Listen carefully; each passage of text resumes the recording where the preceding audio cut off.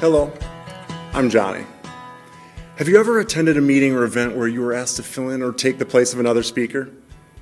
Thanks for visiting Toastmasters International. Since 1924, we've helped more than 4 million people gain the confidence to communicate in any situation. This video is part of a series of Toastmasters time-tested tips that will help you whenever you are put on the spot to speak. Impromptu speaking is a skill that everyone can benefit from. It can help you in social situations such as weddings and birthdays, or even business. We'll begin by identifying several impromptu speaking opportunities. Then, we'll move on to techniques to manage last-minute speeches. And finally, we'll talk about the benefits of spontaneous speeches.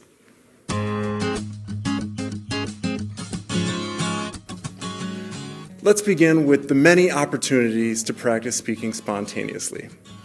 Business meetings and conference calls are structured settings that can help you test your impromptu speaking skills. There are many everyday opportunities to practice as well, such as speaking with a bank teller, customer service representative, or even a stranger at the grocery store. Most likely, you will attend a wedding, retirement, or engagement party. Now, these events are perfect opportunities to practice impromptu speaking from the heart.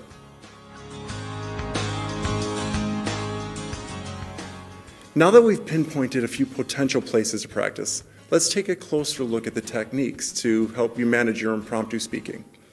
The first approach is a simple formula known as PREP, which stands for point, reason, example, point.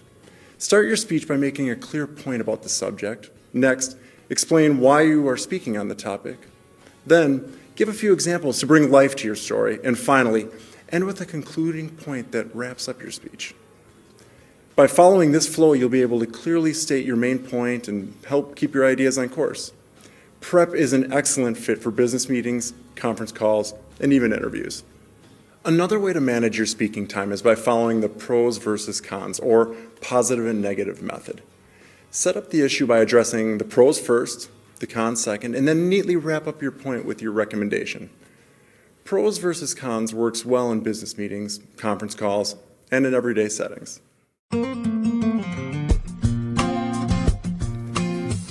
If you find yourself filling in for a speaker, quickly think about how you would open and close your speech. You may begin by sharing a few personal stories and then engage the audience by acting as a moderator, by encouraging questions and answers to extend the speaking time if needed.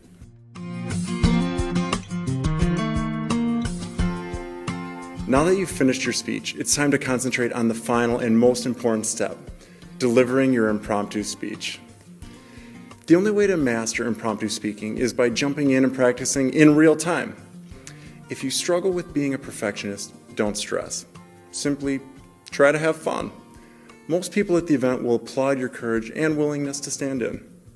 It's important to know one of the pitfalls of speaking at a moment's notice, and that is the tendency to ramble.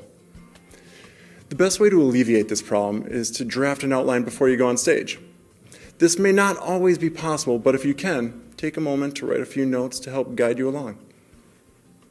Incorporate the tips and techniques we've just covered, and in no time you'll be amazed at how quickly you'll have the confidence to be a great impromptu speaker. For more information on impromptu speaking, please visit a Toastmasters Club. Find a location near you at www.toastmasters.org.